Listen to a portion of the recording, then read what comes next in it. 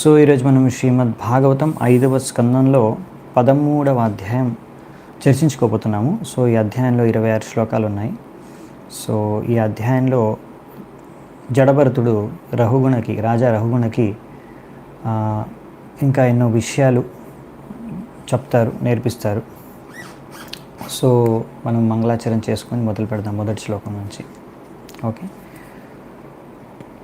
ఓం అజ్ఞానతిమిరాంధస్య జ్ఞానాంజనాశలాకయా చక్షోరున్మిళితం యేన తస్మై శ్రీగురవే నమః. శ్రీచైతన్యమనోభీష్టం స్థాపితం యేన భూతలే స్వయం రూపః కదా మహ్యం దదాతి స్వపదాంతికం. వందేహం శ్రీగురూన్ శ్రీయుతాపదకమలం శ్రీగురూన్ వైష్ణవాంశ్చ శ్రీరూపం సాగ్రజాతం సహగణరఘునాథాన్వితాం తం సజీవం సాద్వైతం సావధూతం పరిజనసహితం కృష్ణచైతన్యదేవం శ్రీరాధాకృష్ణపాదాన్ సహగణలలితా శ్రీవిశాఖాన్వితాంశ్చ నమో ఓం విష్ణుపాదాయ కృష్ణప్రేష్టాయ భూతలే శ్రీమతే భక్తివేదాంత స్వామినితి నామినే. నమస్తే సారస్వతే దేవే గౌరవాణి ప్రచారిణే నిర్విశేష శూన్యవాది పాశ్చాత్యదేశతారిణే. నమో మహావదన్యాయ కృష్ణ ప్రేమ ప్రదాయతే కృష్ణాయ కృష్ణ చైతన్య నామినే గౌరత్విషే నమః. हे कृष्ण करुणा सिंधु दीनबंधु जगत्पते गोपेश गोपिका कांत राधा कांत नमोस्तुते. तप्त कांचन गौरांगी राधे वृंदावनेश्वरी वृषभानुसुते देवी प्रणमामि हरिप्रिये. नीलाचल निवासाय नित्याय परमात्मने बलभद्र सुभद्राभ्यां जगन्नाथाय ते नमः. वाञ्छाकल्पतरुभ्यश्च कृपासिन्धुभ्य एव च पतितानां पावनेभ्यो वैष्णवेभ्यो नमो नमः. जय श्री कृष्ण चैतन्य प्रभु नित्यानंद श्री अद्वैत गदाधर श्रीवासादि गौरभक्तवृंद. हरे कृष्णा कृष्ण कृष्ण हरे हरे हरे राम राम राम हरे हरे. हरे कृष्ण. సో మొదటి శ్లోకం. బ్రాహ్మణ ఉవాచ దురత్యయే ధ్వన్యజయా నివేశితో రజస్తమస్సత్వవిభక్తకర్మదృక్ స ఏష సార్థోర్తపరః పరిభ్రమన్ భవాటవీం యాతి న శర్మ విందతి. సో జడభరతుడు ఎవరైతే సంపూర్ణమైన బ్రహ్మం సాక్షాత్కారం పొందిన వ్యక్తి, ఆయన ఇప్పుడు ఇలా అంటున్నాడు. ఏమంటారంటే, ఓ రఘుగణ, ఒక జీవాత్మ ఈ యొక్క భౌతిక ప్రపంచంలో తిరుగుతూ ఉంటుంది, భ్రమణ చేస్తూ ఉంటుంది. ఇక్కడ భ్రమణం చేయడం కూడా చాలా కఠినమైంది. ఈ భ్రమణ చేస్తూ చేస్తూ మళ్ళీ జన్మామృత్యు దీన్ని గ్రహిస్తూ ఉంటుంది. ఈ విధంగా ఈ 3 గుణాల చేత బందీ అయిపోయి, సత్వరజతమో గుణాల ద్వారా ఈ జీవాత్మ ఆ ఫలాలు కర్మలు చేసుకుంటూ దాని ప్రకారం ఆ బందీ అయి ఆ ఫలాల్ని అనుభవిస్తూ ఆ మాయలోనే పడి ఉంటుంది. ఒక్కొక్కసారి ఫలాలు పుణ్య ఫలాలు కావచ్చు, పాప ఫలాలు కావచ్చు, మిక్స్ ఫలాలు కూడా కావచ్చు. ఈ విధంగా ఆ జీవాత్మ ధర్మార్థ కామ మోక్ష, అంటే ఈ మోక్ష అనేది ముఖ్యంగా బ్రహ్మంలో విలీనమైపోయి నిరాకారవాదం వారి కోరుకునే మోక్షం, ఇవి కోరుకుంటుంది. సో ఈ విధంగా ఈ జీవాత్మ దినము రాత్రి బాగా కష్టపడుతుంది. ఎలా అంటే ఒక వ్యాపారవేత్త ఎప్పుడైతే ఒక్కొక్కసారి అడవిలో వెళ్తారో కొన్ని వస్తువుల్ని సేకరించుకొని తర్వాత ఆ వస్తువుల్ని అడవిలోంచి సేకరించి తర్వాత ఎక్కువ లాభానికి అమ్ముకోవడానికి. కానీ ఈ విధంగా ప్రవేశించిన ఈ యొక్క జీవాత్మ ఎప్పుడు కూడా ఈ భౌతిక ప్రపంచంలో అసలైన ఆనందాన్ని ఎప్పుడు అనుభవించలేదు. సో ఇక్కడ అడవిలో ప్రయాణం అని టైటిల్ పెట్టాను నేను. సో ముఖ్యంగా ఏంటంటే ఇక్కడ ఈ అడవిని భౌతిక ప్రపంచంతో పోలుస్తున్నారు. ఇది ఒక ఉపమానం, ఒక ఉదాహరణ ఉపమానం. సో ఇందులో ఈ వ్యాపారవేత్తను జీవాత్మతో ఇక్కడ పోల్చి మనం చర్చించుకుంటాం అన్నమాట. సో జీవాత్మ ఎలా ఈ భౌతిక ప్రపంచంలోకి ప్రవేశిస్తుంది, తర్వాత ఎలా భ్రమణ చేస్తూ ఎలా కష్ట సుఖాలను అనుభవిస్తుంది, అలాగే ఒక వ్యక్తి ఎలాగైతే వ్యాపారవేత్త ఏదో లాభాలను ఆశించి ఇక్కడ నేను ఏవో వస్తువులు నాకు దొరుకుతాయి, తద్వారా నేను తర్వాత ఎన్నో లాభాలని పొందొచ్చు అనే ఆశతో ఎలాగైతే ఒక వ్యాపారవేత్త ప్రవేశిస్తాడు ఒక అడవిలోకి, అలాగే జీవాత్మ కూడా ఈ భౌతిక ప్రపంచంలోకి ప్రవేశిస్తుంది. సో తర్వాత ఏం జరిగిందని చూద్దాం. యస్యామిమేషన్నరదేవదస్యవః సార్తం విలుంపంతి కునాయకం బలాత్ గోమాయవో యత్ర హరంతి సార్తికం ప్రమత్తమావిష్యయతోరణం వృకా. ఓ రాజా రహుగుణ, ఈ యొక్క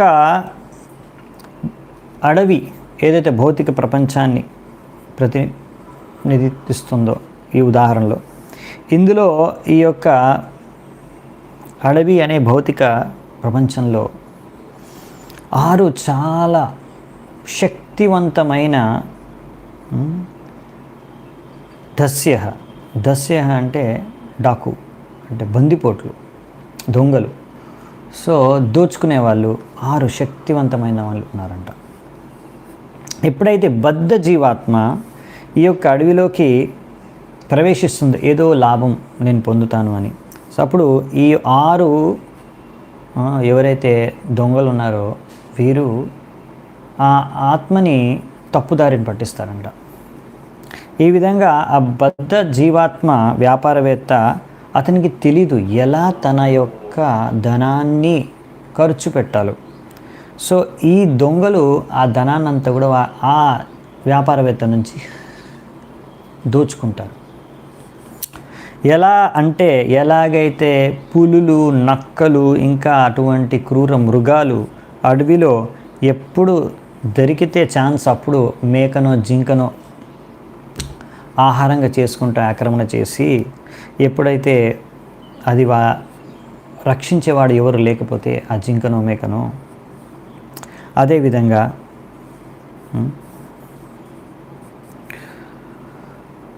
అలాగే భార్య పిల్లలు కూడా ఈ వ్యాపారవేత్త హృదయంలో ప్రవేశించి ఎన్నో విధాలుగా ఆయన దోచుకుంటారంట. సో ఇప్పుడు ఇక్కడ నేను తాత్పర్యం చెప్తాను, కానీ తాత్పర్యం మొదలుపెట్టే ముందు అసలు ఏం చర్చించుకోబోతున్నాం, ఇక్కడ అడవిలో ప్రయాణం అంటే ఏందో చూద్దామంట. సో ఇక్కడ విషయం ఏంటంటే ఇది శ్రీమద్ భాగవతం. సో ఈ శ్రీమద్ భాగవతంలో ఒక్కొక్కసారి కొన్ని అధ్యాయాల్లో చాలా స్ట్రాంగ్గా ఉంటాయి అన్నమాట, డోసు చాలా ఎక్కువగా ఉంటుంది. సో ఈ అధ్యాయం ఇంకా వచ్చే అధ్యాయం, ఈ 2 అధ్యాయాల్లో డోసు చాలా స్ట్రాంగ్ ఉంటుంది. మీరు కొత్త వాళ్ళైతే భక్తి మార్గంలో భయపడిపోవచ్చు. సో అందుకనే కొంచెం జాగ్రత్త. మీకు భయం వేస్తే వదిలేసేయండి క్లాసు, ఇది ఇంకా వచ్చే 2 క్లాసులు. ఎందుకంటే ఇందులో ఇంకా వచ్చే 2 క్లాసెస్ అంటే ఇంకా నెక్స్ట్ అధ్యాయంలో కూడా ముఖ్యంగా ఈ భౌతిక జీవితాన్ని, సంసారిక జీవితాన్ని బాగా ఖండిస్తారు. గృహమేది జీవితాన్ని బాగా ఖండిస్తారు. ఇంద్రియ తృప్తితో నిండిన జీవితాన్ని బాగా ఖండిస్తారు. ఒక్కొక్కసారి మీరు తట్టుకోలేరు, అలా ఉదాహరణలు ఇస్తారు, అలా విశ్లేషణ ఇక్కడ ఉంటుంది. ఇదే జడభరతుడు రఘునకు చెప్తారు. మీకు అరే ఇంతగా ఖండిస్తున్నారు ఏంటి అని కూడా అనిపించవచ్చు మీకు. సో ఇక్కడ ఒక రహుగుణ ఇప్పుడు బ్రాహ్మణుడు అంటే ఇక్కడ జడభరతుడు రహుగుణకి భౌతిక జీవితాన్ని ఖండిస్తూ ఆ విషయాన్ని ఒక ఉదాహరణ, ఒక ఉపమానంతో చెప్తున్నారనమాట. ఒక వ్యాపారవేత్త అడవిలోకి ప్రవేశించి ఆయన ఏదో లాభాలు ఆశించి ఎంతో కష్టపడుతుంటే కొంతమంది వచ్చి దోచుకుంటారు. వాళ్ళు ఎవరు అనేది మనం చూద్దామంట. సో ఈ ఉపమానం ద్వారా మనం భౌతిక జీవితంలో ఒక వ్యక్తి ఎలా కష్టాలు అనుభవిస్తున్నాడు, అసలు ఈ భౌతిక జీవితంలో అసలు సుఖమే లేదు, ఈ భౌతిక ప్రపంచంలో అసలు సుఖమే లేదు, ఈ సంసారిక జీవితంలో అసలు సుఖమే లేదు భౌతిక సంసారంలో అనే విషయాన్ని చాలా స్పష్టంగా, చాలా క్లియర్గా విశ్లేషించి చెప్తారనమాట. అందుకనే కొంచెం స్ట్రాంగ్ ఉంటుంది అనమాట డోసు. చెప్పాలంటే మొత్తం భాగవతంలో ఇది ఒక వన్ ఆఫ్ ద ఎపిసోడ్ అనమాట. ఫారెస్ట్ ఆఫ్ మెటీరియల్ ఎంజాయ్మెంట్ అని. ఇది ఒక అడవి మీకు ఈ యొక్క భౌతిక ప్రపంచంతో పోల్చి చెప్తారు. ఈ అడవిలో మనం ఎన్నో మనకు దొరుకుతాయని ఆశించి మనం వెళ్తాం, వ్యాపారవేత్త వెళ్తాడు. అలాగే ఒక జీవాత్మ ఈ యొక్క భౌతిక ప్రపంచంలో ప్రవేశిస్తుంది, కానీ అసలు ఆనందం సుఖం లేదు ఇక్కడ, ఓన్లీ దుఃఖాలు అనుభవిస్తుంది. ఈ భౌతిక ప్రపంచంలో బందీ అయిపోయి ఎలా పడి ఉంటుంది అనే విషయాన్ని ఇక్కడ చెప్తారు. సో అందుకే కొన్ని విషయాలు మీకు చాలా టూ మచ్గా అనిపించవచ్చు, దానికి నేనేం చేయలేను. భాగవతం ఇది. అందుకని భాగవతం అనేది ఎవరైతే శుద్ధ భక్తులు ఉన్నారో, ఏమాత్రం అనర్థాలు లేని వ్యక్తులు, ఎవరైతే ముక్త జీవాత్మలో భగవంతుడు శుద్ధ భక్తులు, వాళ్ళు ఏంటంటే భాగవతాన్ని ఈ రసాన్ని ఆస్వాదిస్తారు. వాళ్ళకి ఇది అమృతంలా ఉంటుందన్నమాట, టేస్ట్. అసలు ఈ భాగవతం యొక్క రసాన్ని ఆస్వాదించగలరు. కానీ ఇప్పుడు ఎవరైతే బద్ధవస్థలో ఉన్నారో, సో మనలాగా ఇంకా బద్ధవస్థలో ఉన్న వాళ్ళు ఏంటంటే వాళ్ళకి ఇది ఔషధంలా పనిచేస్తుంది అనమాట. సో ఔషధం అప్పుడప్పుడు చేదుగా కూడా ఉండొచ్చు, ఒక్కొక్కసారి ఔషధం కూడా తీయగా ఉండొచ్చు, కానీ అప్పుడప్పుడు ఔషధం చేదుగా కూడా ఉండొచ్చు. సో మన బద్ధ జీవాత్మలకి ఇప్పుడు ఈ అధ్యాయం, వచ్చే అధ్యాయం, ఈ 2 అధ్యాయాలు ముఖ్యంగా బాగా చేదుగా ఉంటాయి.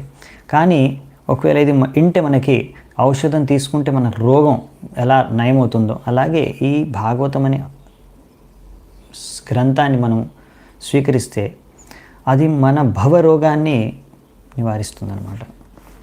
సో అందుకే చాలా స్ట్రాంగ్ ఉంటాయి. సో ఇక్కడ మీకు స్టార్ట్ చేస్తున్నారు. సో ఈ అడవిలో ఇక్కడ బందిపోట్లు లేకపోతే దొంగలు దోచుకునే వాళ్ళతో పోల్చారు కదా, ఇక్కడ ఇంకా అలాంటి నక్కలు పులులు అని చెప్పారు కదా. ఇవన్నీ ఎవరు అంటే ఇక్కడ మనకి ప్రభుపాదుల వారు తాత్పర్యంలో చెప్తున్నారు, ఈ విషయాలు అనువాదంలో లేవు. అదేంటి ప్రభుపాదుల వారు అలా ఎందుకు రాస్తున్నారు అంటే, ఇది నెక్స్ట్ అధ్యాయంలో మళ్ళీ వస్తుంది. యాక్చువల్లీ ఈ అధ్యాయంలో మొత్తం కొంచెం ఇండైరెక్ట్గా ఉపమానం రూపంలో రఘుగణ రాజుకి జడభరతుడు చెప్తాడు, రఘుగణ రాజు అర్థం చేసుకుంటాడు. దాని తర్వాత మనం నెక్స్ట్ అధ్యాయంలో చూస్తాము, ఎందుకంటే ఈ అధ్యాయానికి వచ్చే అధ్యాయానికి లింక్ ఉంది, కనెక్షన్ ఉంది. అందుకే చెప్తున్నాను, ఈ అధ్యాయంలో ఏం చెప్పారో అదే విషయాన్ని బాగా అర్థమయ్యే విధంగా ఒక సామాన్యుడికి నెక్స్ట్ అధ్యాయంలో చెప్తారు. ఈ విషయాన్ని అర్థం కాలేదనేసి నార్మల్ వ్యక్తి అర్థం చేసుకోలేడని పరీక్షిత్ మహారాజు సుఖదేవ గోస్వామిని అడిగితే, సుఖదేవ గోస్వామి మళ్ళీ ఈ విషయాలు ఏవైతే జడభరతుడు ఇక్కడ చెప్పాడో రాజా రఘుగుణకి, దాన్ని బాగా విస్తరించి బాగా అర్థమయ్యే విధంగా స్పష్టంగా ఇంకా క్లియర్గా చెప్తాడనమాట. సో అందుకనే ఇక్కడ మామూలుగా ఓన్లీ అనువాదం చదువుకుంటూ వెళ్ళిపోతే అదొకంత పజిల్ లాగా ఉంటుంది. మీకు ఏంది అడవి అంటారు, ప్రయాణం అంటారు, దోచుకుంటానంటారు, ఎవరి గురించి మాట్లాడుతున్నారు అర్థం కాదు మీకు సరిగ్గా. అందుకనే ఇక్కడే తాత్పర్యంలో మనకు ప్రభుపాల్ వారు ఎక్స్ప్లెయిన్ చేసేస్తున్నారు. సో అందుకే మీకు ఇక్కడ ముందే స్పష్టం చేస్తున్నాను. సో ఈ విషయాలన్నీ కూడా మళ్ళీ నెక్స్ట్ అధ్యాయంలో సుఖదేవ గోస్వామి కూడా ఎక్స్ప్లెయిన్ చేస్తారు. సో కొంచెం రిపిటేషన్గా కూడా ఉండొచ్చు. ఓకే, సో అందుకే నేను మరీ ఎక్కువ ఎక్స్ప్లెనేషన్ ఇవ్వను. ఇందులో ఇచ్చిన పాయింట్స్ని కొన్ని ఇంపార్టెంట్ పాయింట్స్ చూసుకుంటూ ముందుకెళ్ళిపోతాం. సో ఇక్కడ జాకల్స్ అంటే నక్కల్ని ఒక భార్య పిల్లలతో పోల్చి చెప్పారు.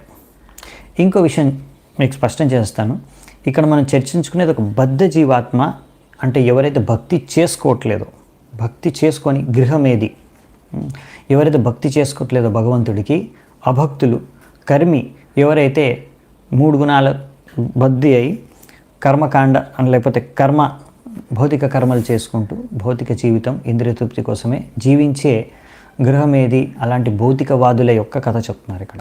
వ్యక్తి బద్ధజీవి యొక్క యొక్క విషయం గురించి ఇక్కడ ఆలోచన జరుగుతుంది. ఓకేనా? సో మనకి ఇది మీరు చూడొచ్చు కూడా సాధారణంగా, కానీ ఇది భక్తులను ఉద్దేశించి కాదు, ఇది భౌతికవాదులను ఉద్దేశించి. సో ఇక్కడ నక్కల్ని ఎవరితో పోలుస్తున్నారంటే భార్య పిల్లలతో. ఎందుకు అంటే రాత్రిపూట నక్కలు గట్టిగా అరుస్తాయి, కూస్తూ ఉంటాయి. అలాగే భార్య పిల్లలు కూడా అరుస్తూ ఉంటారు నక్కల్లాగా. నాకు ఇది కావాలి అది కావాలి అనేసి తండ్రిని అడుగుతూ ఉంటారు పిల్లలు, లేకపోతే భార్య భర్తను అడుగుతూ ఉంటుంది. ఇది నాకు ఇప్పుడు తెచ్చిపెట్టు, నాకు అది ఇప్పుడు కొనిపెట్టు. సో ఆ విధంగా భర్తని దోచుకుంటారు అన్నమాట, లేకపోతే తండ్రిని దోచుకుంటారు. ఎందుకంటే ఇప్పుడు ఎవరికైతే తెలీదో విషయం ఏంటో, నతే విదుస్వార్థ గతిం హి విష్ణు, అసలు భగవంతుడు విష్ణువుని సంతృప్తిపరచాలి అనే విషయం తెలియని వాళ్ళు ఇంకా వాళ్ళు ఇలా వాళ్ళ ఇంద్రియాలని సంతృప్తిపరచుకోవడానికి, మనస్సుని సంతృప్తిపరచడానికి ఇలా దానికోసం కావాల్సింది ఏంటి? ధనం. ఏం కొనుక్కోవాలన్నా ధనం కావాలి. అందుకనే దాని వెనకాల పడతారు అందరూ. ధనం కోసం, అలా ఇంద్రియాలని భోగించుకోవడం కోసం ఇదే జీవిత లక్ష్యంగా జీవిస్తూ ఉంటారు. కానీ ఎవరికి కూడా భగవంతుడికి సేవ చేసుకోవడమే అసలైన జీవిత ఉద్దేశం. ఇంకా ఈ ధనమంతా కూడా ఇలా భగవంతుడి సేవకి వినియోగించాలి అనే విషయాన్ని మర్చిపోతారు. ఇంకా ఇలాంటి ధనాన్ని అంతా కూడా ఇక్కడ ప్రభుపాల ద్వారా రాస్తున్నారు. క్లబ్బుల్లో, వేశ్యగృహాల్లో, లేకపోతే మదిరాపానం అంటే లిక్కర్ షాపుల్లో, మద్యపానం చేసే షాపుల్లో, లేకపోతే కషాయఖానాల్లో ఇక్కడంతా డబ్బుల్ని వెచ్చిస్తూ ఉంటారు. మీరు అనొచ్చు, నేను కషాయఖానానికి వెళ్ళనే, నేను లిక్కర్ షాప్ కూడా వెళ్ళను. మీరు లిక్కర్ షాప్కి వెళ్ళకపోవచ్చు, మీరు వెళ్తుంటే హోటల్కి. అక్కడ హోటల్లో వెళ్ళి మీరు మాంసం తిన్నా కానీ ఒకటే, కషాయఖానంలో డబ్బులు ఖర్చు పెట్టినట్టే. అవునా? సో ఇవాళ రేపు అంటే కషాయఖానాలు అంటే ఇట్లా మంచి మంచి పేరుతో ఉంటాయి అన్నమాట. మ్యాక్డొనాల్డ్, కింగ్, అదేంటి కేఎఫ్సి, ఇలా చాలా చాలా మంచి అందమైన పేర్లతో ఉంటాయి అన్నమాట. ఏసీ రూమ్లో మంచి మంచిగా చూడడానికి కూడా బాగుంటాయి. కానీ ఇవన్నీ కషాయఖానాలు జస్ట్ ఈ రూపంలో వస్తున్నాయి మీకు. మందు తాగే ప్రదేశాలు కూడా చాలా అందంగా ఉండొచ్చు. సో వాళ్ళు మందు తాగే వాళ్ళు కూడా సూటు బూట్ వేసుకొని మందు తాగొచ్చు, కానీ చేసే పని అదే కదా. సో ఈ మాంసం తినడం, మందు తాగడం, దీనికోసం డబ్బులు ఖర్చు పెడుతున్నారు. వేశ్యగృహాలకు వెళ్ళి డబ్బులు ఖర్చు పెడుతున్నారు. సో ఎందుకంటే వాళ్ళకి జీవిత లక్ష్యం తెలియదు కాబట్టి. ప్రభూత విరుతృణగుల్మగహ్వరే కఠోరదంశైర్మశకేరుపద్రుతః క్వచిత్తు గంధర్వపురం ప్రపశ్యతి క్వచిచ్చాశురయోల్ముఖగృహం. సో ఈ యొక్క అడవిలో ఇంకా చాలా ఘనమైన లత, గడ్డి, చెట్లు ఉన్నాయంట. సో ఇక్కడ ఇలాంటి చోట్లలో ఎన్నో రకాల మాస్కిటోస్ అంటే మన దోమలు కరుస్తాయంట వాళ్ళని. ఈ దోమల్ని అసూయపూరితమైన, అసూయతో ఉండే వ్యక్తులతో పోల్చి చెప్తున్నారు. అప్పుడప్పుడు ఈ వ్యక్తి ఒక అడవిలో ఒక మంచి పెద్ద భవనాన్ని, రాజమహల్ని ఊహించుకుంటాడంట. అలాంటివి ఒక్కొక్కసారి భూతాన్ని, దయ్యాన్ని చూసి భయపడిపోతాడంట. అప్పుడప్పుడు ఇవన్నీ ఆకాశంలో తోకచుక్కలా కనిపిస్తాయంట. సో ఈ విధంగా మెటియోర్. సో ఇక్కడ చెప్పేది ఏంటంటే, వ్యక్తి ఏంటంటే ఇప్పుడు భౌతిక ప్రపంచంలో తను జీవించాలి, రోజు ఆహారం తినాలి, జీవించడానికి డబ్బు కావాలి. సో దానికోసం పని చేయాలి. సో ఎక్కడక్కడ అతను జాబ్ చేస్తాడు, నౌకరీ చేస్తాడు, లేకపోతే ఎక్కడక్కడ బిజినెస్ చేస్తాడు, వ్యవసాయం చేస్తాడు, ఏదో ఒక పని చేస్తాడు. సో జీవితం గడపడానికి, జీవించి ఉండడానికి ఏదో ఒక పని చేయాలి. సో ఆ పని చేసేటప్పుడు అక్కడ ఎంతోమంది వ్యక్తులతో మాట్లాడాల్సి వస్తుంది, డీల్ చేయాల్సి వస్తుంది, కలవాల్సి వస్తుంది రకరకాలుగా. కానీ వాళ్ళందరూ కూడా మంచి వ్యక్తులు కాకపోవచ్చు. వాళ్ళు ఒక్కొక్కసారి వాళ్ళు చేసే పనులు, లేకపోతే వాళ్ళు అనే మాటల ద్వారా అవి ఎలా ఉంటాయంటే దోమలు కుట్టినట్టుగా ఉంటాయన్నమాట. సో ఇవన్నీ అంతగా రుచికరంగా ఉండవు, అంటే ఆహ్లాదకరంగా ఉండవు, బాధను కలిగించవచ్చు. సో అలాంటి బాధల్లో కూడా ఆ వ్యక్తి ఏంటంటే ఊహించుకుంటూ ఉంటాడు, నేను మంచి పెద్ద బంగ్లా కట్టుకొని ఆ పెద్ద బంగ్లాలో హాయిగా ఉంటాను అని బాగా కష్టపడుతూ ఉంటాడు. సో అందుకని ఇక్కడ ఊహించుకుంటూ ఉంటాడు. ఇక్కడ ఇది అప్పుడప్పుడు ఇక్కడ fleeting field which appears like a meteor in the sky అని రాశారు. అప్పుడప్పుడు ఇలాంటి ఆకాశంలో తోకచుక్క లాంటివి లేకపోతే ఇలాంటివి కనిపిస్తూ ఉంటాయి. దీన్ని ఇక్కడ బంగారంతో పోల్చి చెప్పారనమాట. అంటే బేసికల్ ఏంటంటే ధనము కానీ బంగారం కానీ దీని పట్ల ఆసక్తులైపోయే వ్యక్తి, ఓ ఇది నాకు దొరుకుతుంది, ఇది నాకు కావాలి, దీని ద్వారా నాకు ఎంతో లాభం వస్తుంది అనేసి చాలా కష్టపడుతూ ఉంటారు. కానీ వీటిని, ధనాన్ని, బంగారాన్ని ఇక్కడ గోస్ట్స్ అంటే భూత ప్రేతాలతో పోల్స్తున్నారనమాట, ఈ ధనాన్ని కానీ బంగారాన్ని కానీ. ఎందుకంటే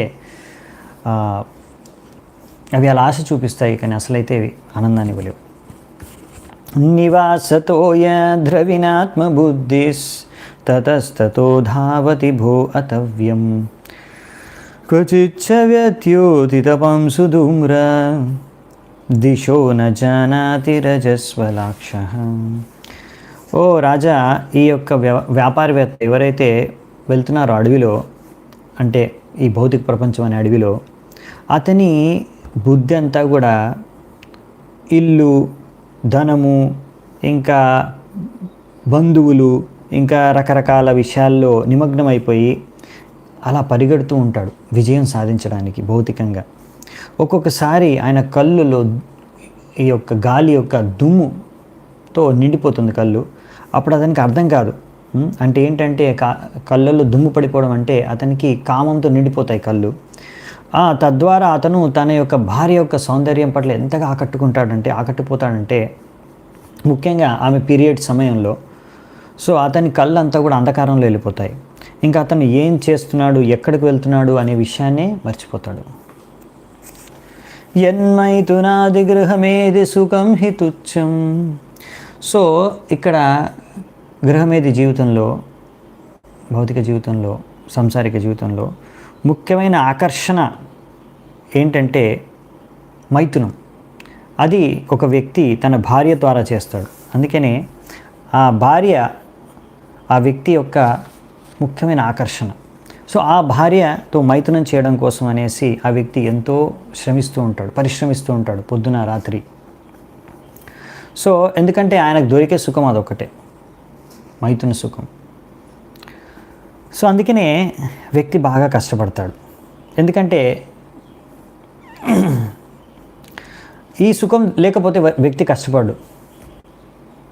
ఇదన్నమాట విషయం. ఇది అందరికీ, సంసారం చేసే వాళ్ళందరికీ సీక్రెట్ తెలుసు, ఇది ఓపెన్ సీక్రెట్, అవునా? సో అందుకనే ఇక్కడ అలాంటి భార్యను ఇక్కడ వర్ల్ విండ్ అంటే ఒక తుఫాన్ గాలి, దాంతో పోలుస్తున్నారన్నమాట. సో ఈ విధంగా ఆ వ్యక్తి ఏంటంటే, మామూలుగా ఎవరైతే వైదిక నియమాలు, నిబంధనలు పాటిస్తున్నారో వాళ్ళు మాసానికి ఒకసారే పీరియడ్స్ అయిపోయిన తర్వాతనే మైథునంలో పాల్గొనాలి స్త్రీతో, భార్యతో. సో అందుకనే ఒక వ్యక్తి అలాంటి సమయంలో ఆయన కామంతో నిండిపోతాయి కళ్ళు. సో అతనికి అప్పుడు ఇంకా ఏమీ అర్థం కాదు ఏం చేయాలనేది.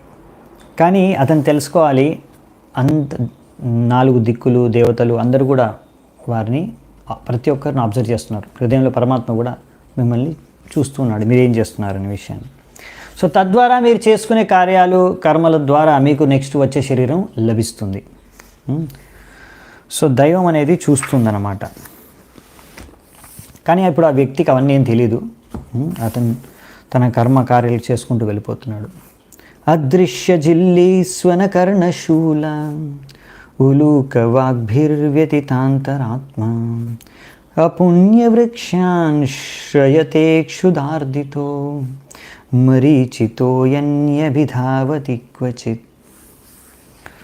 సో ఈ విధంగా ఆ వ్యక్తి ఈ యొక్క భౌతిక ప్రపంచం అనే అడవిలో భ్రమణ చేస్తూ ఒక్కొక్కసారి అతనికి కనిపించదు కానీ వినిపిస్తుంది శబ్దం.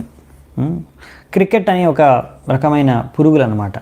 అవి బాగా శబ్దం చేస్తాయి, సౌండ్ బాగా వస్తుంది, కానీ కనిపించవు అవి.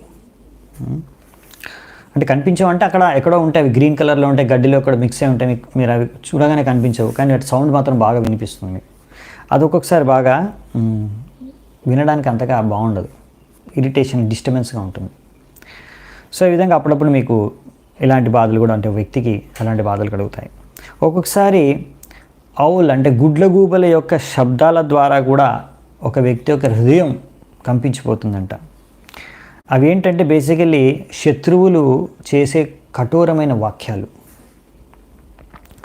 సో ఇలాంటి బాధలతో, కష్టాలతో ఉన్నప్పుడు ఒక్కొక్కసారి అతను ఒక్కొక్క చెట్టుని ఆశ్రయిస్తాడు, కానీ ఆ చెట్టులో పువ్వులు లేవు, పళ్ళు లేవు, ఏం లేవు అనమాట. సో అలాంటి చెట్టును అతను బాగా ఆకలితో ఉండి ఆశ్రయిస్తే ఏమి దొరక్క ఇంకా బాధ పెరిగిపోతుంది, కష్టం పెరిగిపోతుందంట ఆ వ్యక్తికి. అలా దాహం వేస్తుందనేసి అతను ఒక మిరాజ్ అంటే అక్కడ నీరు ఉన్నట్టే కనిపిస్తుంది. అలా ఉందనుకొని పరిగెట్టుకొని వెళ్తే అక్కడ చూస్తే నీరు ఉండదు అనమాట, ఇసుక మట్టి మాత్రమే ఉంటుంది. దూరం నుంచి మాత్రం నీళ్ళు ఉన్నట్టు కనిపిస్తుంది. సో దాన్ని తెలుగులో ఏమంటారు గుర్తుకు రావట్లేదు. సో ఇంగ్లీష్లో మిరాజ్ అంటారు.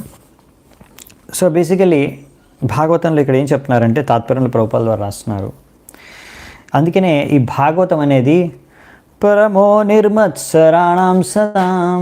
నిర్మత్సర అంటే ఏమాత్రం మాత్సర్య భావన లేనివారు, ఏమాత్రం ఎన్వి అసూయ అనేది లేనివారు ఈ యొక్క భాగవతాన్ని భగవంతుడి పట్ల వేరే జీవాత్మల పట్ల అటువంటి వ్యక్తి ఈ భాగవతాన్ని యాక్చువల్లీ రసాన్ని ఆస్వాదించగలడు.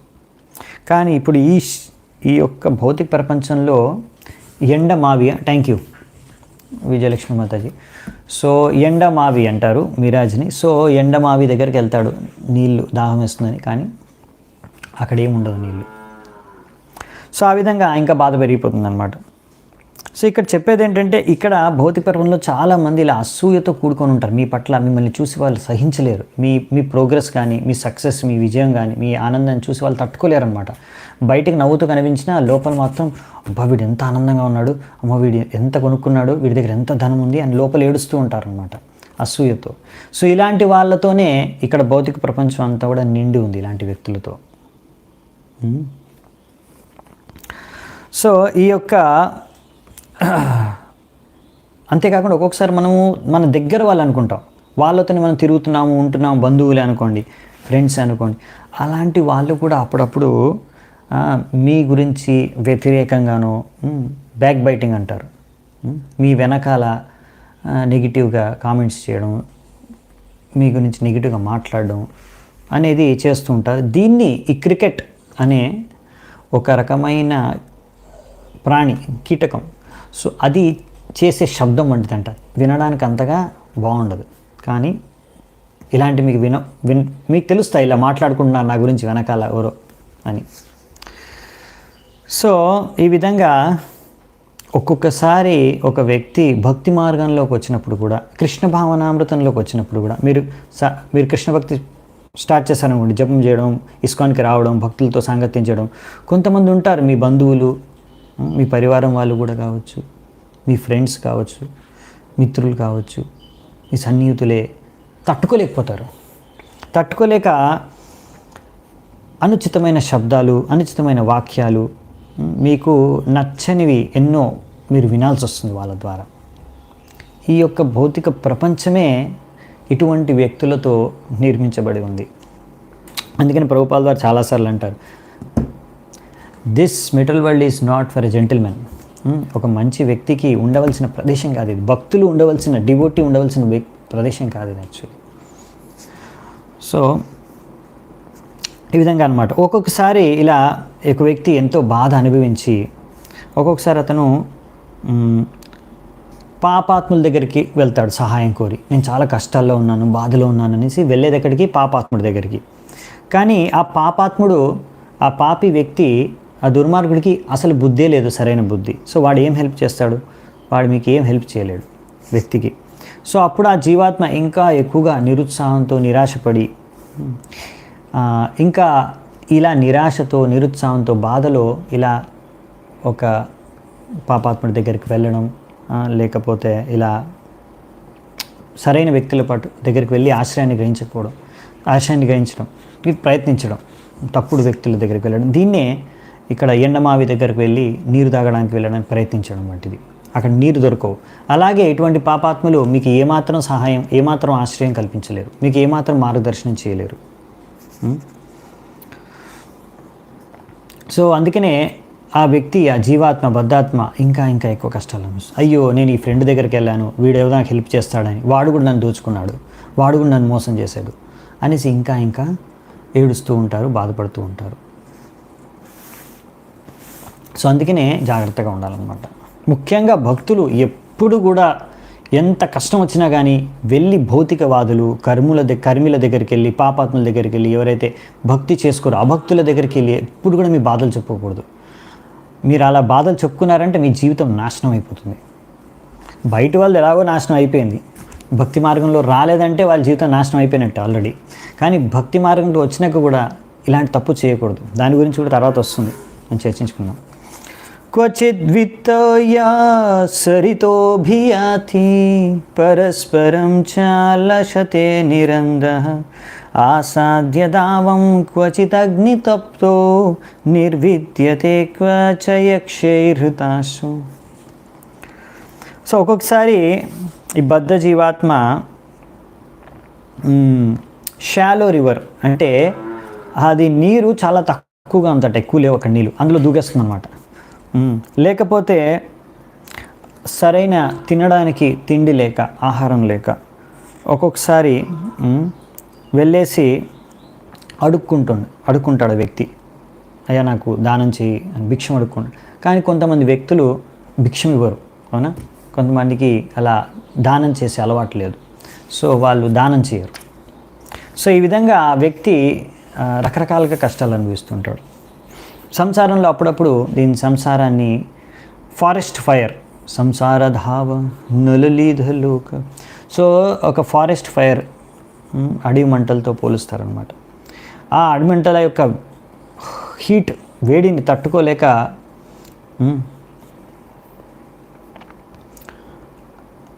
బాధపడుతూ ఉంటాడు. ఇంకా ఒక్కొక్కసారి ఆయన యొక్క ధనము, సంపత్తి అంతా కూడా అది తన ప్రాణానికి ఎంతో ప్రియమైనది. రాజులు పన్నుల పేరుతో వసూలు చేసుకొని మొత్తం హరించేస్తారు, తీసుకెళ్ళిపోతారు, దోచుకుంటారు. సో ఇక్కడ చెప్తున్నారనమాట, ఇక్కడ ఒక్కొక్కసారి ఇలాంటి ఫ్రెండ్స్ దగ్గరికి వెళ్ళి హెల్ప్ కోసం వెళ్తాము.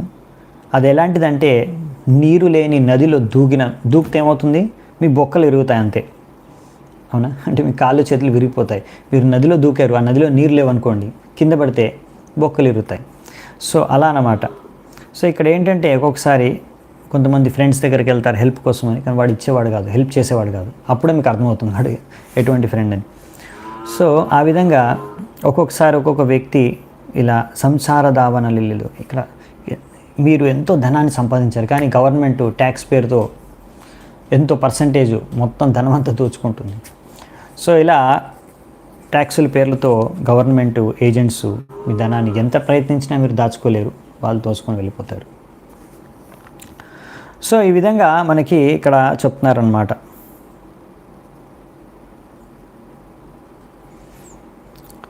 ఈ భౌతిక ప్రపంచంలో అందరు రకరకాలుగా కష్టాలు అనుభవిస్తారు. ఇంకా ఈ కలియుగంలో జనాలందరూ కూడా ముఖ్యంగా ఏంటంటే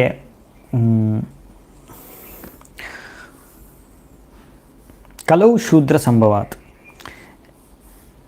ఇంకా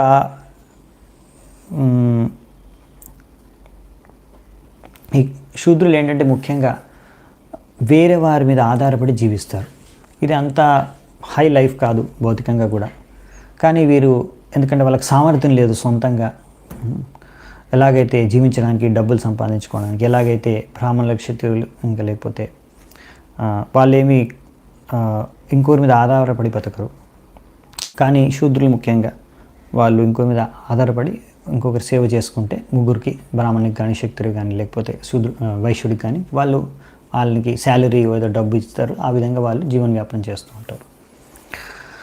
సో ఈ కలియుగంలో ఏంటంటే ప్రతి ఒక్కరు శూద్రులే, ప్రతి ఒక్కరు కూడా ఇంకొకరి మీద ఆధారపడి జీవించాలి. ఎందుకంటే కలవు శూద్ర సంభవాత్. ఇంకా భాగవతంలో ఇక్కడ కలియుగంలో ఏం జరుగుతుందనే విషయాలు చెప్పారు. ఇక్కడ గవర్నమెంటు లేకపోతే సర్కారు ఉండే ఎవరైతే పాలిస్తున్నారో వాళ్ళు ఇలా పన్నుల పేర్లతో ప్రజల నుంచి బాగా డబ్బులు దోచుకుంటారు. వాళ్ళకు తక్కువ మేలు చేస్తారు. మామూలుగా మీ దగ్గర నుంచి ట్యాక్స్ తీసుకుంటే గవర్నమెంటు ఆ ట్యాక్స్ని మళ్ళీ ప్రజల యొక్క సంక్షేమం కోసమే వినియోగించాలి. కానీ ఇప్పుడున్న సర్కార్ గవర్నమెంట్ వాళ్ళు ఏంటంటే కలియుగంలో మీరు దగ్గర నుంచి ఎంత పన్ను వసూలు చేస్తారో అంత పన్ను మళ్ళీ మీ పైన ఖర్చు పెట్టరు, మీ కోసం ఖర్చు పెట్టరు, ప్రజల కోసం కొంచెం మాత్రమే ఖర్చు పెడతారు. సో ఇది ఈక్వల్గా ఉండదు డిస్ట్రిబ్యూషన్. ఇంకా ఈ కలియుగంలో అనావృష్ట్యా వినంక్షంతి దుర్భిక్ష కరపీడిత. జనాలు ఎటువంటి కష్టాలు అనుభవిస్తారంటే అనావృష్టి అంటే వానలు లేక బాధలు కష్టాలు. ఇంకా వినాంక్షంతి. సో ఈ విధంగా దుర్భిక్ష ఇంకా కరపీడిత. ఈ విధంగా వానలు లేక రకరకాల కరువు కాటకాల ద్వారా ఆహారం లేక బాధపడతారు. దాని తర్వాత దానిపైన ఇంకా కరపీడిత. కర అంటే పన్ను. కరపీడిత వాళ్ళు పీడించబడతారు గవర్నమెంట్ ద్వారా పన్ను వసూలు చేసే వాళ్ళు. సో ఇలా రకరకాల బాధలు తట్టుకోలేక పారిపోతారు జనాలు సిటీ నుంచి అడవిల్లోకి అని చెప్తున్నారు. శూరైర్హృతస్వ క్వచ నిర్విన్న చేతా శోచన్ విముహ్యన్ ఉపయాతి కష్మలం క్వచిచ్చ గంధర్వపురం ప్రవిష్టః ప్రమోదతే నిర్వృతవన్ముహూర్తం. ఇంకేం చెప్తున్నారంటే ఒక్కొక్కసారి చాలా శక్తివంతమైన వ్యక్తుల ద్వారా మనం ఓడిపోయి వాళ్ళ ముందు ఒక్కొక్కసారి జీవాత్మ అన్నీ కోల్పోతుంది. అప్పుడు ఇంకా ఎంతో బాధపడుతూ దుఃఖంలో మునిగిపోతుంది. అప్పుడప్పుడు ఆ దుఃఖంలో అప్పుడప్పుడు అచేతనం స్పృహ కోల్పోయి పడిపోతాడు. అలాగే జీవుడు sometimes he imagines a great palatial city. ఒక్కొక్కసారి ఊహించుకుంటాడు, ఓ పెద్ద నగరం, ఆ నగరంలో పెద్ద బంగ్లా ఉంది, అక్కడ నా పరివారంతో పిల్లలతో ఎంతో చక్కగా రకరకాల ఐశ్వర్యాల్ని భోగిస్తూ నేను జీవిస్తున్నాను అలా ఊహించుకుంటూ ఉంటాడంటే స్వప్నంలో. ఈ విధంగా నేను ఎంతో ఆనందాన్ని అనుభవిస్తాననేసి అలా సంతుష్టిగా ఉంటాను ఆనందంగాని అనుకుంటాడు. కానీ అది కొంచెం సమయం వరకే అలా ఉండగలుగుతాడు, ఎక్కువ సమయం ఉండలేడు. నిర్వతవన్ ముహూర్తం, ఓ ముహూర్తం అలా ఉంటాడు అంతే. దీన్ని గంధర్వపురం అంటారు. గంధర్వపురం అంటే బేసికలీ ఏంటంటే మీరు ఆకాశంలో మేడ, మీరు ఆకాశంలో ఎప్పుడైనా పెద్ద బంగ్లా చూసారా? అది ఓన్లీ స్వప్నంలో చూసుంటారు. అసలైతే ఆకాశంలో ఎగురుతున్న మేడను చూడరు, మీరు బంగ్లాని చూడరు. అలా అన్నమాట. దీన్ని గంధర్వపుర అంటారు. సో ఇక్కడ ఒక్కొక్కసారి ఈ యొక్క పెద్ద బంగ్లా కట్టుకున్నందులో ఎంతో ఆనందంగా ఉంటానని జీవించడానికి ప్రయత్నించి పెద్ద బంగ్లా కట్టుకుంటారు వ్యక్తులు. కానీ అందులో జీవించలేరు శాశ్వతంగా. ఎందుకంటే మృత్యు సమయంలో వారిని అక్కడ నుంచి ఆ బంగ్లా నుంచి బయటకు రావాల్సిందే. మృత్యు సమయంలో మీరు బంగ్లాని వదిలేయాల్సిందే, మీరు ఎంత పెద్ద బంగ్లా కట్టుకున్నారు. సో జీవితాంతం కష్టపడి బంగ్లా కట్టుకుంటారు. దాని తర్వాత కొన్ని సంవత్సరాలు ఆ బంగ్లాలో ఉండి జీవిస్తారు, కొంచెం సమయం అంతే. మీరు ఒకవేళ పుట్టిందే పెద్ద బంగ్లాలో అయి పెద్ద ధనవంతుల పరివారంలో అయినా సరే 50 ఏళ్ళు 60 ఏళ్ళు 70 ఏళ్ళు 80 ఏళ్ళు జీవిస్తారు బంగ్లాలో, అంతే కదా. మీ యొక్క జీవితకాలం చూసుకుంటే సమయకాలం కోట్ల సంవత్సరాల్లో ఈ 50 సంవత్సరాలు 100 సంవత్సరాలు లెక్కే లేదు. చాలా తక్కువ సమయం, క్షణం కూడా లేదు, ఒక ముహూర్తం కూడా కాదు. సో చాలా తక్కువ సమయం జీవితకాలం ఆ యొక్క జీవుడు అలా భౌతిక ఆనందాన్ని భోగిస్తాడు అంతే. అందుకే దీన్ని పెద్దగా పట్టించుకోరు. ఇంత భౌతిక ఆనందం చాలా తక్కువ. ఎవరైనా అన్న సరే ఉంది కదా, నేను భౌతిక ఆనందం దొరుకుతుంది కదా, దొరుకుతుంది. కానీ ఇది ఎలాంటిదంటే విద్యాపతి అని ఒక కవి ఇక్కడ రాశారు, భక్తుడు.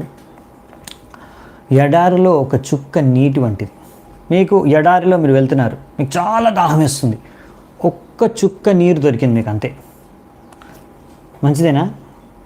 దానివల్ల మీ దాహం తీరుతుందా? అసలు ఏం జరుగుతుందంటే ఆ ఒక్క చుక్క దేనికి లాభం లేదు, దేనికి పనికిరాదు. ఆ ఒక్క చుక్క నీటు మీ యొక్క నాలుక మీద పడింది అనుకోండి, అలా అనిపిస్తుంది నా దాహం తీరిపోతుందని. కానీ అది ఎంతసేపు, దాని తర్వాత ఇంకా దాహం పెరిగిపోతుంది మీకు, కానీ మీ దాహం అనేది సంపూర్ణంగా తీరిపోదు. సో అలాంటిదన్నమాట ఈ భౌతిక ఆనందం అనేది. అది చాలా తక్కువ సమయం ఉంటుంది అంతే, శాశ్వతమైనది కాదు. సో అందుకని ఎప్పటికీ కూడా మీరు సంపూర్ణంగా మీ యొక్క దుఃఖాన్ని తొలగించలేదు, లేకపోతే మిమ్మల్ని సంతృప్తిపరచలేదు. సో అందుకే ఈ గానం రాస్తారు ఆయన, విద్యాపతి గారు. తాటల సైకతే వారి బిందు సమా సుతమితరమణి సమాజే. సో అందుకనే ఇక్కడ మీకు ఏ భౌతిక సుఖం లభిస్తుందో అది మీ సంసారం ద్వారా, మీ పరివారం ద్వారా, సమాజం ద్వారా, బంధువుల ద్వారా, మిత్రుల ద్వారా, ఇదంతా కూడా ఎడారిలో ఒక్క చుక్క నీటితో సమానం. ఒక్క చుక్క నీరు మీకు ఎడారిలో ఎంత ఆనందాన్ని ఇస్తుంది. ఈ భౌతిక ప్రపంచంలో అన్ని రకాల సుఖాలు దానికనే ఎక్కువేం కాదు, అంతే, ఒక్క చుక్క ఆనందం అంతే. చలన్ క్వచిత్ కంటక శర్కరాంగ్రీర్ నఘారుక్షుర్విమనా ఇవాస్తి పదే పదేభ్యంతరవహ్నినార్దిత కౌటుంబిక కృత్యతి వైజనాయ. ఒక్కొక్కసారి ఈ యొక్క మర్చెంట్ వ్యాపారవేత్త, ఈ వ్యాపారవేత్త ఆ అడవిలో పర్వతాన్ని ఎక్కడానికి ప్రయత్నిస్తాడు, సరైన ఫుట్వేర్ అంటే చెప్పులు ధరించక. అప్పుడేమవుతుందంటే ఆ కొండ ఎక్కేటప్పుడు అక్కడ కొన్ని రాళ్ళు కుచ్చుకుంటాయి, లేకపోతే ఆ పర్వతం పైన కొన్ని ముళ్ళు కుచ్చుకుంటాయి, తద్వారా ఎంతో బాధ కలుగుతుంది. అలా ఒక్కొక్కసారి ఒక వ్యక్తి తన పరివారం పట్ల ఎంతో ఆసక్తి పెంచుకుంటాడు. ఒక్కొక్కసారి అతను ఆకలి తట్టుకోలేక, ఎందుకంటే అటువంటి దుఃఖపూరితమైన పరిస్థితుల్లో అతను ఆ యొక్క ఫ్యామిలీ మెంబర్స్ పరివారం వారిపైనే తన క్రోధాన్ని ప్రదర్శిస్తాడు. అంటే ఇక్కడ మనకు చెప్పేది ఏంటంటే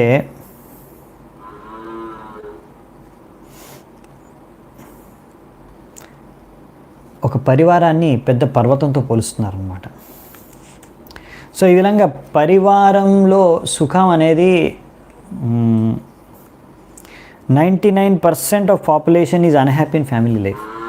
సంసార జీవితంలో 99.9% మంది ఆనందంగా లేరంట. ముఖ్యంగా ఇది పాశ్చాత్య దేశంలో మీరు చూడొచ్చు. అక్కడ ఎంతోమంది వివాహం చేసుకుంటారు, వెంటనే డివోర్స్ చేసుకుంటారు. ఇప్పుడు డివోర్స్ రేట్ చాలా ఫాస్ట్గా పెరిగిపోయింది అనమాట. ఈరోజు పెళ్లి చేసుకుంటారు, సంవత్సరంలోపే డివోర్స్. ఎందుకు అంటే ఏదో అసంతృప్తి, వాళ్ళు ఆనందంగా లేరనే కదా దాని అర్థం. ఒకవేళ ఆనందంగా ఉంటే ఎందుకు డివోర్స్ చేసుకుంటారు? సంతృప్తి చెంది ఉంటారు, ఎందుకు డివోర్స్ చేసుకుంటారు? ఇప్పుడు ఇండియాలో కూడా మీరు చూస్తున్నారు, చాలామంది డివోర్స్ చేసుకుంటున్నారు. ప్రభుపాల్ ద్వారా రాసినప్పుడు ఇండియాలో తక్కువ డివోర్స్ జరిగేవి. ఇప్పుడు ఇండియాలో కూడా, ఎందుకంటే మొత్తం western education, western culture, corporate jobs ఇవన్నీ చేసి, సో వెస్టర్న్ లైఫ్ స్టైల్ని స్వీకరించాము. వారిలాగానే మనం దుస్తుల్ని ధరిస్తున్నాము, వాళ్ళ వంటి ఆహారాన్ని మనం సేవిస్తున్నాము, వాళ్ళ కల్చర్ని మనం స్వీకరించాము. సో తద్వారా వాళ్ళ ప్రాబ్లమ్స్ని కూడా మాకు దాంతోపాటు బై ప్రొడక్ట్ అన్నమాట, దాంతోపాటు ఫ్రీ గిఫ్ట్. సో డివోర్సులు కూడా అక్కడ నుంచి మనకు కూడా ఇప్పుడు భారతదేశంలో కూడా చాలామంది డివోర్సులు ఫ్యాషన్ అయిపోయింది అనమాట. వివాహం అయిపోతుంది, 1, 2, 3 కొన్ని సంవత్సరాలు డివోర్స్. అది ఎవరైనా సరే జరుగుతుంది. ఇంకా పిల్లల పరిస్థితి ఇంకా దారుణం. ఇలా తల్లిదండ్రులు డివోర్స్ తీసుకుంటారు, ఇంకా పిల్లలకి ఇంకా రకరకాల కష్టాలు దాని ద్వారా. సో సరైన వాళ్ళకి సంరక్షణ కానీ పెంపకం కానీ కలగడం లేదు. ఇంకా ప్రతి ఒక్కరు వాళ్ళ స్వార్థం చూసుకుంటారు. సో పిల్లలు బలైపోతారు అందులో, తల్లిదండ్రుల యొక్క స్వార్థంలో. సో స్వార్థపూరితమైన జీవితంలో ఇలా డివోర్స్ తప్పదు. ఎందుకంటే ఇక్కడ చెప్తున్నారు, అందుకనే every one is becoming self centred because that is the law of nature. భౌతిక నియమమేటువంటిది. ఎవరైతే భక్తి చేసుకోవట్లేదో వారందరూ, చాలామంది కర్ములు సెల్ఫ్ సెంటర్డ్ అనమాట. నాకు ఎలా ఆనందం కలుగుతుంది, నేను ఎలా భోగించగలను, దాని గురించి ఆలోచిస్తుంటారు. ఓ ఈ స్త్రీ, ఈ పురుషుడు నాకు ఇంకా ఆనందాన్ని, కావాల్సినంత ఆనందాన్ని ఇవ్వట్లేదు, నాకు అనుకున్న విధంగా ఆనందం లభించట్లేదు ఈ వ్యక్తి ద్వారా, ఈ వ్యక్తితో భోగించడం ద్వారా. వీడు కాకపోతే ఇంకొకరు, ఈమె కాకపోతే ఇంకొక ఆమె, సో ఇంకొకరి ద్వారా నాకు ఎక్కువ ఆనందం లభిస్తుందేమో అని ఇక్కడికి డివోర్స్ ఇచ్చేయడం, ఇంకొకరిని పెళ్లి చేసుకోవడం, అలా పార్ట్నర్స్ చేంజ్ చేసుకుంటే వెతుక్కుంటున్నారు అదే భౌతిక ఆనందం కోసం. కానీ ఎంత వెతికినా, ఎన్ని పార్ట్నర్స్ చేంజ్ చేసినా కానీ అసలైన సుఖం భౌతిక ప్రపంచంలోనే లేదు. సో దానివల్ల మీకు ఎన్నో కష్టాలు, దుఃఖాలే వస్తాయి. కానీ ఎందుకంటే రిలేషన్షిప్ ప్రాబ్లమ్స్ పెద్ద ప్రాబ్లం, ఎంతో మానసిక ఒత్తిడి ఉంటుంది. అవునా? ఒక డివోర్స్ అయిందంటే ఆ వ్యక్తి ఎంతో మానసిక ఒత్తిడి నుంచి అనుభవించాల్సింది. సో అందుకనే ఇలా మన వర్ణాశ్రమంలో చెప్పారు, పంచశోర్ధ్వం వనం వ్రజేత్. 50 సంవత్సరాలు వచ్చాయండి, ఇంకా వైండప్ చేసుకోండి.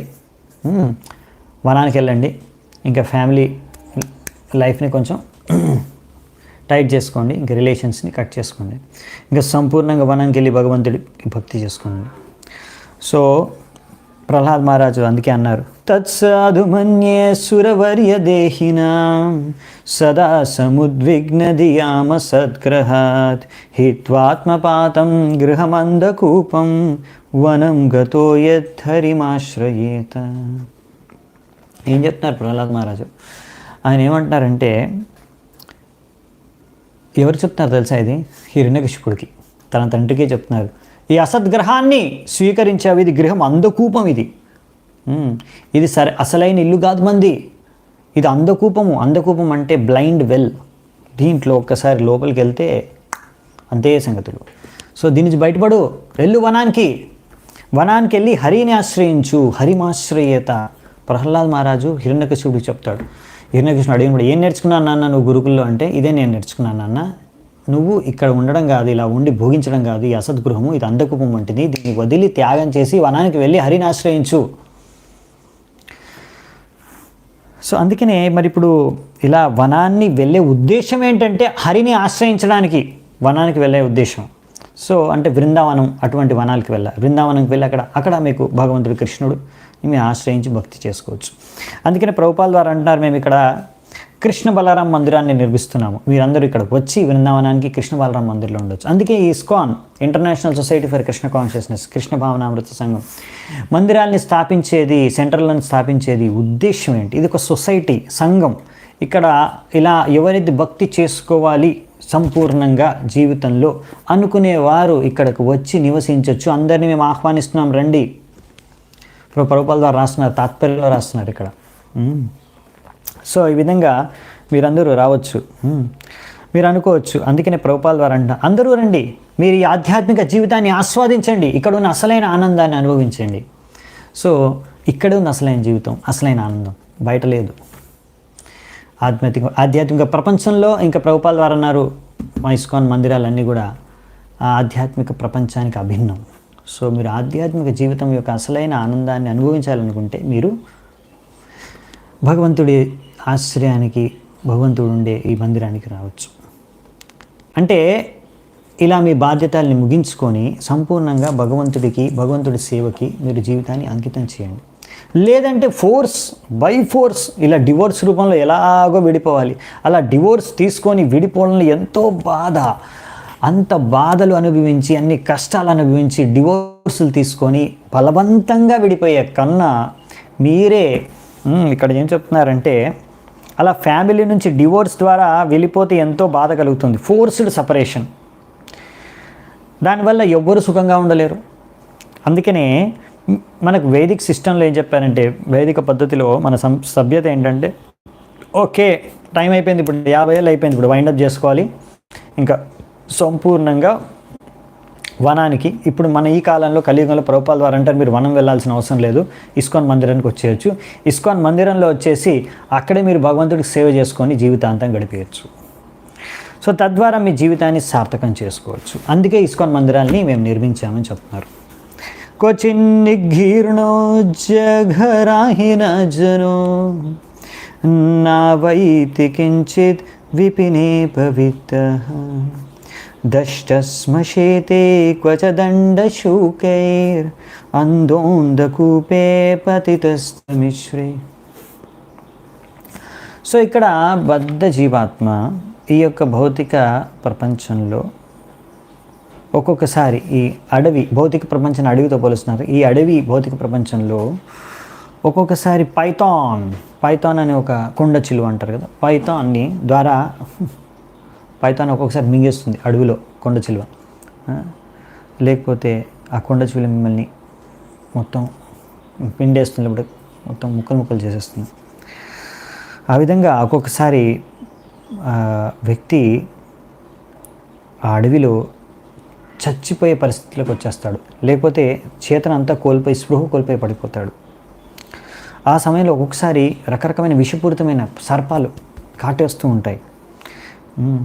ఈ విధంగా ఆ వ్యక్తి అలా చేతనంతా సరిగ్గా లేక ఈ అంధకూపంలోనే పడిపోయి ఇంకా ఆ అంధకూపులో పడిపోయాడంటే ఇంకా అతనికి ఆ అంధకూపం నుంచి బయటపడే మార్గం లేదు, బతికి బయటపడే ప్రసక్తే లేదు. సో అందులోని జీవితం అంతా అంటే నరకపూరితం అయిపోతుంది. అందుకని భక్తి వినోద్ ఠాకూర్ మనకు రాస్తున్నారనమాట. దానికన్నా ముందు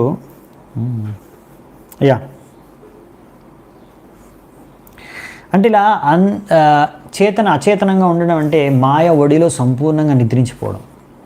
భక్తి వినోద్ ఠాకూర్ రాసిన కోట నిద్ర జావో మాయా పిశాచిరకోలే. పిశాచి మాయా పిశాచి ఒళ్ళో పండుకున్నావు నువ్వు, ఇంకా ఎంతసేపు పడుకుంటావు, లేబు అనేసి భక్తి వినోద్ ఠాకూర్ రాస్తున్నారు. సో అందరికీ జనాల ప్రాబ్లం ఏంటంటే ఇక్కడ జనాలకు అర్థం కావట్లేదు. బయట ఉన్న వాళ్ళకి, ఎవరైతే భక్తులు కాదో అభక్తులో వాళ్ళకి అర్థం కావట్లేదు. అసలు మేము మాయా అనే పిశాచి ఒడిలో పడుకొని ఉన్నాము, నిద్రిస్తూ ఉన్నాము అనే విషయాన్ని వాళ్ళు అర్థం చేసుకోవట్లేదు. అందుకని వాళ్ళకి ఆధ్యాత్మిక జీవితం, ఆధ్యాత్మిక జ్ఞానం అసలే లేదు. చైతన్య మహాప్రభులు అంటున్నారు, ఏనేచి ఔషధి మాయా నాశిబారలాగి హరినామ మహామంత్ర లావో తుమి మాగి. ఏనేచి ఔషధి మాయా నాశిబారలాగి. నేను ఒక ఔషధాన్ని తీసుకొచ్చానయ్యా, ఈ మాయనంతా ఫినిష్ చేసేసే ఔషధం తీసుకొచ్చాను. ఏంటది? హరినామ మహామంత్ర. హరినామ మహామంత్రం లావో తుమి మాగి. తీసుకొని నా దగ్గర నుంచి అడిగి, నేను నీకోసం హరే కృష్ణ మహామంత్రం అనే ఔషధాన్ని తీసుకొచ్చాను, దీన్ని నువ్వు తీసుకొని నా దగ్గర నుంచి అడిగి తీసుకొని ఈ యొక్క మాయని నశించేసి, మాయనంతా తీసేసి, మాయనంతా తొలగించేయచ్చు దీని ద్వారా. సో నెక్స్ట్ శ్లోకం, 10వ నంబర్ శ్లోకం. కర్హి స్మచిత్ క్షుద్రరసాన్ విచిన్వంస్ తన్మక్షికాభిర్వ్యతితో విమానః తత్రాతికృచ్ఛ్రాత్ ప్రతిలబ్ధమానో బలాద్విలుంపంత్యతతం తతోన్యే. సో ఇంకా చెప్తున్నారు ఇక్కడ ఏంటంటే, సో నేను అనుకున్నాను ఈరోజు మొత్తం 26 శ్లోకాలు అయిపోతాయేమో అనుకున్నాను, కానీ అయ్యే పరిస్థితిలా అనిపించట్లేదు నాకు. సో ఈరోజు రేపు కూడా మనం కంటిన్యూ చేద్దాం ఈ చాప్టర్ని. సో ఈరోజు చూద్దాం ఎంతవరకు అయితే అంతవరకు చేసి మిగతాది రేపు కంటిన్యూ చేద్దామంట. ఎందుకంటే 26 శ్లోకాస్లో ఇంకా చాలా ఉన్నాయి, మేబీ ఒక 10 శ్లోకాలు చూద్దామంటే ఇంకా. సో ఇక్కడ ఏం చెప్తున్నారంటే, ఒక్కొక్కసారి ఈ యొక్క తుచ్చమైన మైథున సుఖం పొందడానికి చాలా తక్కువ ఉంటుంది ఇలా ఆనందం. ఆ ఆనందాన్ని పొందడానికి ఒక్కొక్కసారి ఒక్కొక్క వ్యక్తి ఇలా వేశ్య స్త్రీ, అంటే సరైన స్త్రీ కాదనమాట, వేరే స్త్రీ వెనకాల పడతాడు. ఇలా జీవుడు అలా వేరే స్త్రీ వెనకాల పడినప్పుడు ఆ స్త్రీ యొక్క కుటుంబ వాసులు కానీ, ఆ స్త్రీ యొక్క బంధువులు కానీ ఈయన్ని తిడతారు, కొడతారు, పట్టుకుంటారు, అపమానిస్తారు. ఇది ఎలాంటిదంటే, ఒక వ్యక్తి తేనెను కోరుకొని తేనె తాగాలనే ఆశతో ఎక్కడైతే తేనె పట్టు అది ఉంటుంది కదా, హనీకోమ్, ఎక్కడైతే తేనెటీగలో తయారు చేసుకునే ఇల్లు ఉంటుంది, అందులో ఉంటుంది తేనె, అక్కడికి వెళ్ళి ఆ తేనె తాగాలనుకుంటే అక్కడ ఉన్న తేనెటీగలు కుడతాయి కదా, అలాంటిదన్నమాట. సో అప్పుడప్పుడు ఒక్కొక్కసారి చాలా డబ్బులు ఖర్చు పెట్టేసి ఒక వ్యక్తి ఏ స్త్రీని భోగించాలనుకునే ఉద్దేశంతో చాలా డబ్బులు ఖర్చు పెట్టి కూడా స్త్రీని భోగించడానికి స్త్రీని పొందుతాడు. కానీ ఏమవుతుందంటే అప్పుడప్పుడు ఆ స్త్రీ మళ్ళీ ఇంకోడో మంచి ఆఫర్ ఇస్తే, లేకపోతే ఇంకొకడో ఆ స్త్రీని తీసుకొని వెళ్ళిపోతాడు, కిడ్నాప్ చేసుకొని వెళ్ళిపోతాడు. సో ఇంకో అలాంటి వ్యక్తి. సో ఇలాంటిది జరుగుతూ ఉంటుందన్నమాట. జనాలు ఒక స్త్రీ ద్వారా ఆనందం దొరకట్లేదని ఇంకొక స్త్రీ దగ్గరికి వెళ్తాడు. సో ఆ స్త్రీని ఎలాగో పొందుతాడు చాలా కష్టపడి, చాలా డబ్బులు ఖర్చు పెట్టి. కానీ ఆ స్త్రీ వీడిని వదిలి ఇంకోటితో వెళ్ళిపోతుంది, లేచిపోతుంది. ఎవరైనా ఇంకా మంచి ఆఫర్ ఇస్తే, లేకపోతే ఇంకా ఎక్కువ డబ్బులు ఇస్తే ఆ స్త్రీకి. సో ఇలాంటి వేశ్య స్త్రీలు వెనకాల వ్యక్తి ఒక స్త్రీ తర్వాత ఇంకో స్త్రీ వెనకాల పడి అలా ఆనందం దొరుకుతుంది అనే ఆరాటంతో ఎన్నో రకాల దుఃఖాలని, కష్టాలను అనుభవిస్తాడు.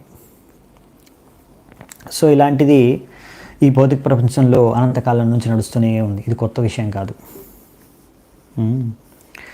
ఇది రకరకాలుగా జరుగుతుంది, లీగల్గా ఇల్లీగల్గా ఏదో విధంగా.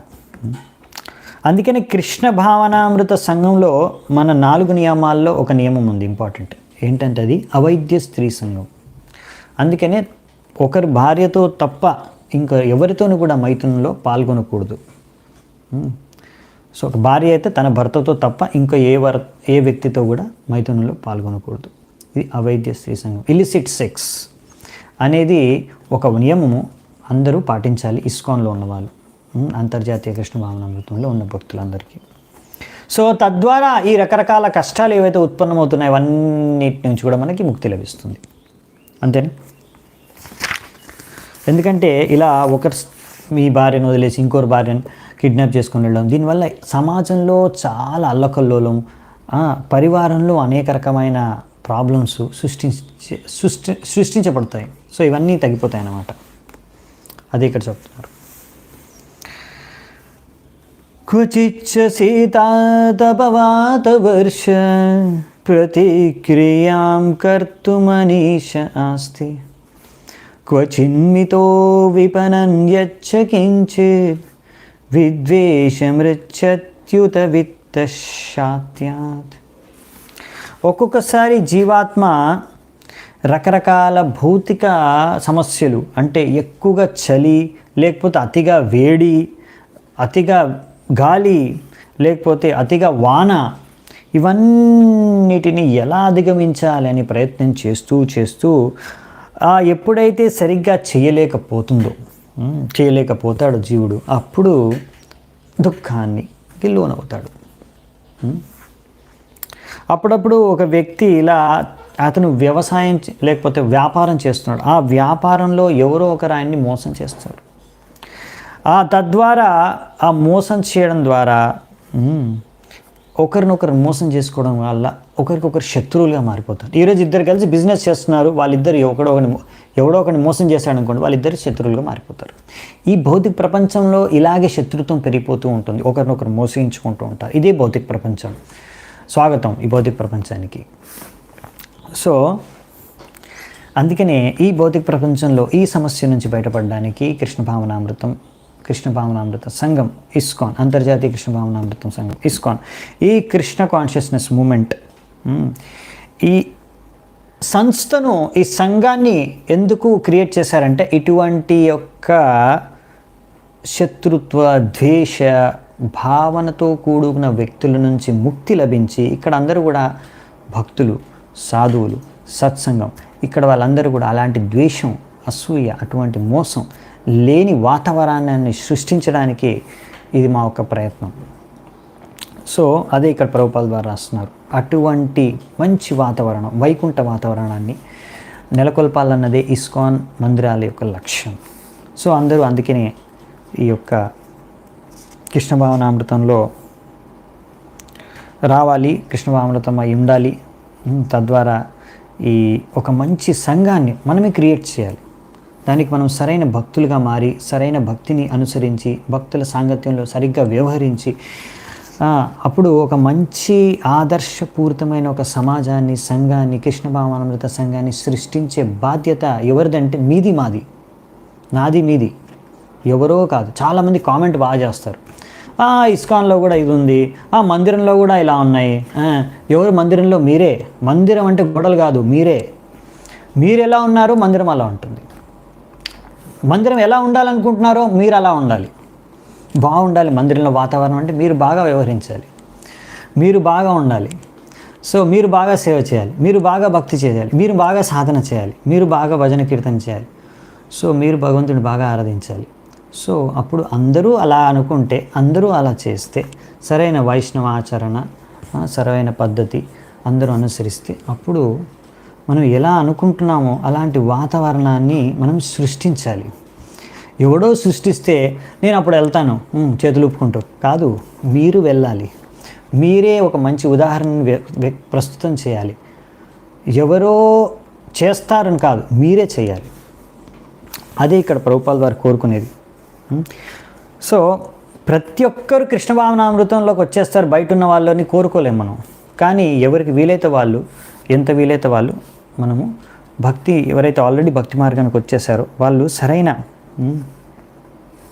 ఒక ఆదర్శపూరితమైన సంఘాన్ని, సత్సంగాన్ని మనం సృష్టిస్తే, ఒకవేళ అది మన బాధ్యత, ఎవరైతే ఆల్రెడీ భక్తి మార్గంలోకి వచ్చారో ఇది వాళ్ళ బాధ్యత. సో సరైన ఒక వాతావరణాన్ని మనం సృష్టిస్తే, ఆ మంచి వాతావరణంలోకి ఎవరన్నా బయట వాళ్ళు వస్తే వాళ్ళు ఆకర్షితులవుతారు. అరే భక్తుల సాంగత్యం ఎంత బాగుంది, బయట వాళ్ళ సాంగత్యం బాగోలేదు అని వాళ్ళకి అనిపించాలి. అది మన సక్సెస్. అప్పుడు మనం నిజంగా సరిగ్గా భక్తి చేస్తున్నట్టు. ఎవరైనా మన దగ్గరకు వచ్చి మన సాంగత్యం చూసి, లేకపోతే మన భక్తుల సాంగత్యం చూసి, వావ్ నేను వీరితోనే ఉండాలనుకుంటున్నాను, వీరితోనే ఉండి భక్తి చేసుకోవాలనుకుంటున్నాను, అది అసలైన ప్రచారం, అది అసలైన గొప్ప ప్రచారం. సో అలాంటి సాంగత్యాన్ని, అలాంటి వాతావరణాన్ని సృష్టించడానికి మనము ప్రయత్నించాలి. ఇది మన బాధ్యత. ప్రభుపాదుల వారు మనకిచ్చిన బాధ్యత ఇది.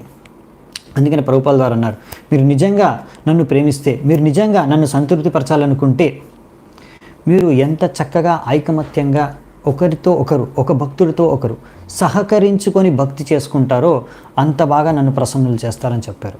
ఎందుకంటే అది అసలైన ప్రచారం. ఎందుకంటే మీరు పెద్ద లెక్చర్ ఇచ్చేసారనుకోండి, ఆ వ్యక్తి మీ దగ్గరకు వచ్చాడు అనుకోండి, మీ మందిరానికి వచ్చాడు, లేకపోతే మీ సాంగత్యానికి వచ్చాడు, కానీ మీరు సరిగ్గా 4 నియమాలు పాటించట్లేదు, మీరే సాధన చేయట్లేదు, సరిగ్గా సేవ చేయట్లేదు, లేకపోతే మీరే రకరకాల చెడు వ్యవహారం ఉంది, అప్పుడు ఆ వ్యక్తి ఎందుకు భక్తి చేసుకుంటాడు, ఎందుకు భక్తుల సాంగత్యంలో ఉంటాడు, వెళ్ళిపోతాడు. అవునా? సో అందుకనే ఇక్కడ ప్రభుపాదుల వారు అంటున్నారు, అలాంటి సరైన వాతావరణాన్ని, వైకుంఠ వాతావరణాన్ని, ఎక్కడైతే ఒకరినొకరు ద్వేషించుకోవడం, ఎక్కడైతే ఒకరినొకరు మోసం చేసుకోవడం అనేది ఉండదో, అటువంటి మంచి వాతావరణాన్ని, వైకుంఠ వాతావరణాన్ని, ఆధ్యాత్మిక వాతావరణాన్ని సృష్టించే బాధ్యత మనదే. అదే ఇస్కాన్ యొక్క ముఖ్యమైన కర్తవ్యం అని ఇక్కడ చెప్తున్నారు. హరే కృష్ణ. సో ఇక్కడే నేను ఈరోజు ఒక చర్చను ముగిస్తాను. సో 11వ శ్లోకం వరకే చర్చించుకోగలిగాము. సో 12 నుంచి మిగతా శ్లోకాలు రేపు చర్చించుకుంటాను. సో అందరికీ ధన్యవాదాలు చాలా ఓపికగా విన్నందుకు. హరే కృష్ణ. శిల ప్రభుపాద కీ జై. గ్రంథరాజ్ శ్రీమద్ భాగవతం కీ జై. సమవేత గౌరభక్త వృంది కీ జై. నితాయ్ గౌర్ సీతనాథ్ ప్రేమానందే. హరి హరి బోల్.